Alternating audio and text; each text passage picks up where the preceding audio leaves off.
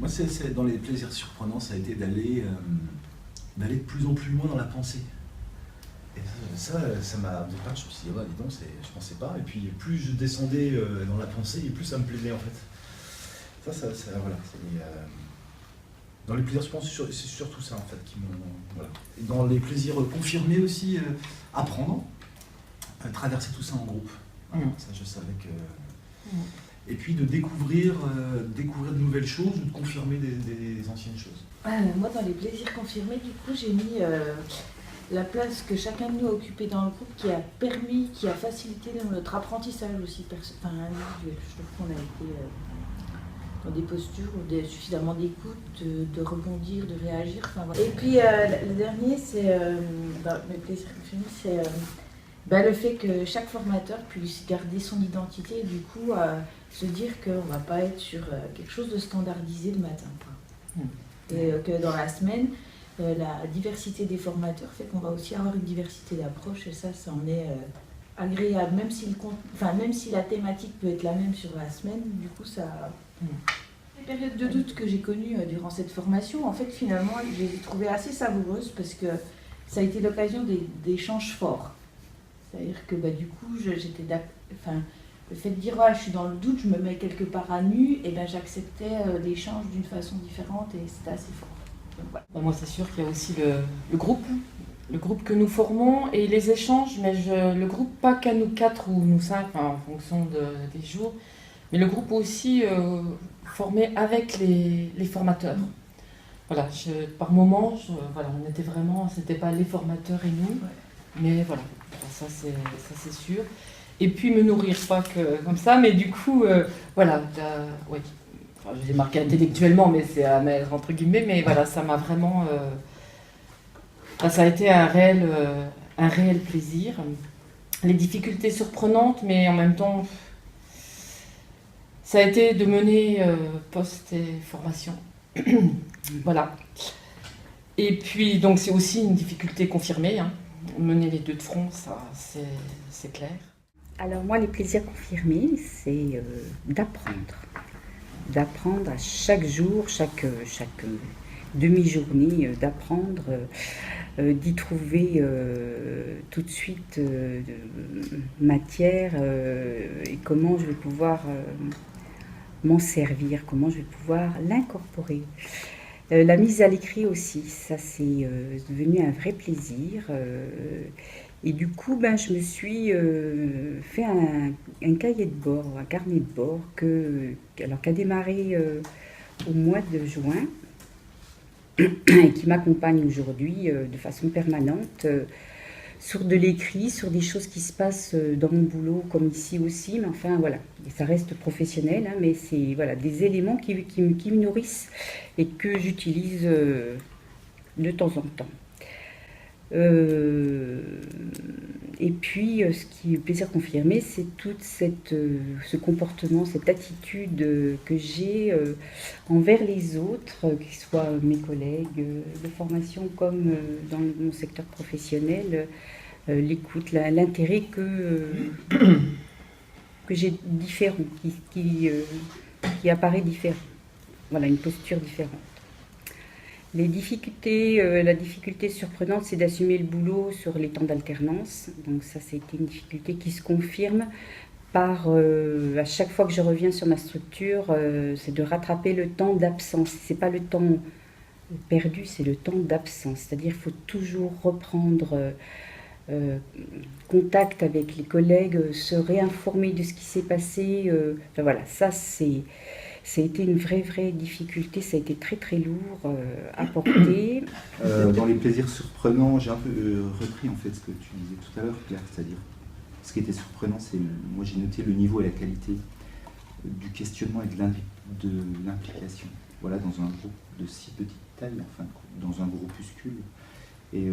Et en fait, le fait de voir non mais qu'il peut y avoir une vraie dynamique de groupe, une vraie dynamique collective forte, voilà, dans un si petit groupe. Voilà, c'était assez surprenant. Et puis voilà, dans les plaisirs confirmés, j'ai plutôt parlé de la bonne humeur, du volontarisme, des sourires surtout. Voilà. Voilà, je trouve que c'est quand même... Il n'y a pas beaucoup de lieux professionnels où voilà, systématiquement on va travailler avec des gens qui sont motivés, ont la banane et sourient. Voilà. Si on regarde qu'est-ce qu'il y a comme pratique de sourire dans ces activités professionnelles, putain, ça fait quand même vachement la grimace dans l'ensemble. Et là, c'était plutôt tout sourire tout le temps. Le temps fort pour moi a été la soutenance d'hier. Je n'arrivais pas à trouver une chose insupportable et finalement je viens d'en trouver une. Ça rejoint ce qu'avait pu nous dire un jour Alain, c'est de dire que quand on fait un écrit, finalement c'est aussi l'image qu'on va renvoyer de nous. Et quelque part on se met, et j'ai du mal avec cette image-là. Donc du coup ça a été insupportable de savoir ce que les gens pouvaient penser de mon écrit, donc je l'ai envoyé à plein de monde. Puis j'espérais qu'une chose, c'est qu'ils me disent c'est bon, tel niveau, mais ils ne voulaient jamais me le dire, alors enfin c'était horrible ce temps. Donc hier j'attendais que ça, c'était très bien. Une difficulté confirmée, c'est effectivement, comme dit Lise, c'est s'arrêter sur ce qui ne m'intéresse pas. Alors ça, c'est un effort surhumain pour effectivement juste ne pas commencer à faire n'importe quoi en fait. Ça me demande un effort vraiment surhumain. Et de mettre de côté parfois la matière sensible ou une matière plus poétique ou rêvée, ou enfin le rêve, tout ça. Enfin, des fois c'est juste... Pour moi le temps fort ça a été la soutenance blanche de novembre. Où c'est le moment où on sent que ça devient possible. Et alors ça, je trouve que c'est ultra fort parce qu'on est dans un tel tunnel, on fait de la spéléologie en fait. Et puis d'un coup, on voit, il y a une petite... voilà. On sent que le bout du tunnel est là. Alors en même temps, on n'a pas trop envie d'y aller parce que voilà, des fois on est bien dans les tuyauteries là. Et en même temps, ça devient possible. On se dit, waouh. Et ce qui a été très fort, en tout cas pour moi, c'est la présence de la promotion qui va suivre et qui porte ce regard sur... c'est là que j'ai senti le chemin qu'on avait parcouru. Sinon, j'avais pas l'impression d'avoir fait du chemin. Enfin, pas à ce point-là. Le temps fort, moi, c'est tous les débuts de semaine avec Alain sur les premières mises en mots de ce qu'on avait vécu sur notre côté professionnel. Et puis d'avoir cette écoute et puis l'analyse permise grâce à l'échange. Donc ça, c'est des temps forts réguliers, je les attendais. Si c'était à refaire, moi, c'est ce qui concerne mon employeur, c'est l'accompagnement des départs en formation. Il faut à tout prix qu'il y ait une mise en scène, en tout cas une préparation à cette formation, à ce départ en formation, et que ça ne soit pas, comme on dit, faux, quoi. Il faut que ça soit réellement pensé, réfléchi, accompagné. Mais je dirais, j'arrive de là, moi, c'est mais encore, quoi. Donnez-moi à manger encore. Le temps fort, moi, ça a été vraiment ces 15 mois. Dur, mais c'est une parenthèse, mais pas complètement fermée, enfin voilà, dans ma vie professionnelle. Il faut bien le dire, on est là aussi pour ça. Le travail, c'est pas un long fleuve tranquille, la formation non plus. Sauf que je pense qu'on peut jouer aussi sur, alors peut-être sans avoir trop d'empathie, mais voilà,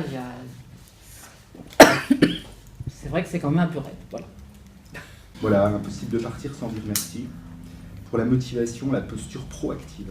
Voilà, l'intérêt donné. C'est impossible de partir sans dire merci, évidemment.